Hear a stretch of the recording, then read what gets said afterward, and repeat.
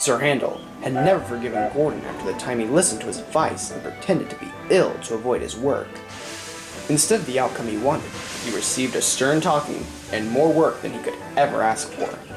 It had been some time since then, but it had made him bitter. Because of this, he had been confined to the wharf until his behavior changed. What's got you in a tizzy? It's that Gordon and his advice that gets others in trouble, while he gets away scot-free. What did he tell you to do? He told me to pretend to be ill to get out of my work. It was nice until Peter Sam got into an accident. He did the same to me, and shortly after, Thomas got into trouble. Sir Tom Hat found me out, and Gordon got away. He's never learned that his advice is foolish. Then maybe it's time he learned. Then James whispered a plan to Sir Handel. They both chuckled at their trickery. Their chance came a few weeks later, when Gordon had been sent with a goods train to the wharf for Henry, who had taken ill. Gordon was not happy and felt his position deeply. Pulling goods trains are simply beneath me, my dear Sir Handel. Being such a senior engine, I should only do the work most suitable. Oh, indeed, Gordon. But yet again, being a fine engine yourself knows the grievances we suffer. Oh, yes, Gordon. Hello all. Oh, Gordon, I have a message for you. There's a special waiting for you at Crovan's Gate. Is it coaches or trucks? Trucks? One goods train is enough, but two in one day is unacceptable. Yes. You know, Gordon, if you were ill, you couldn't take the train. Could you? Yes, you're right. Look! Here comes your crew now. Come along, Gordon. Show a will. I don't feel well. Loose will, I believe. Rubbish! You had no trouble coming here. But just to be safe, they looked him over. But of course, found nothing wrong. But his crew, knowing their engine all too well, decided to play along.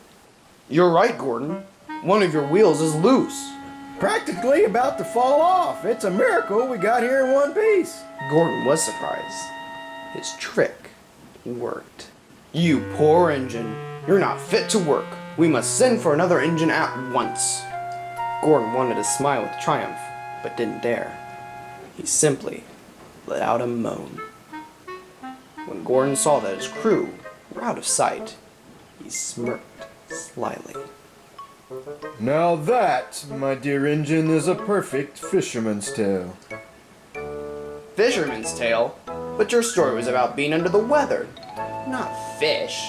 A fisherman's tale, dear engine, is a story where the details are exaggerated, made up, or stretched.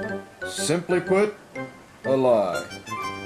Sir Handel didn't understand what fishing had to do with the matter, but as long as the plan worked, it was fine by him. A little while later, James arrived.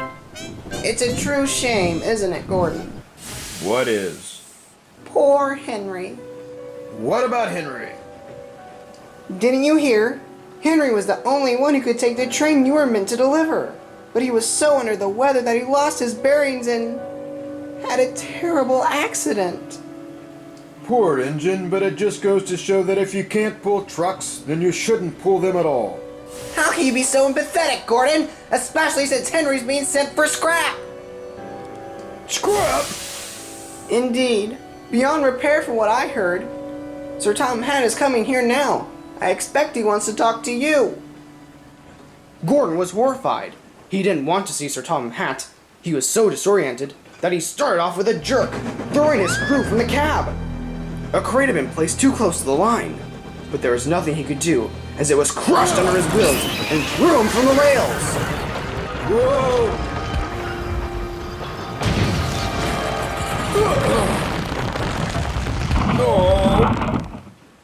Luckily, no one was hurt, but Gordon was now tangled in a fishing net.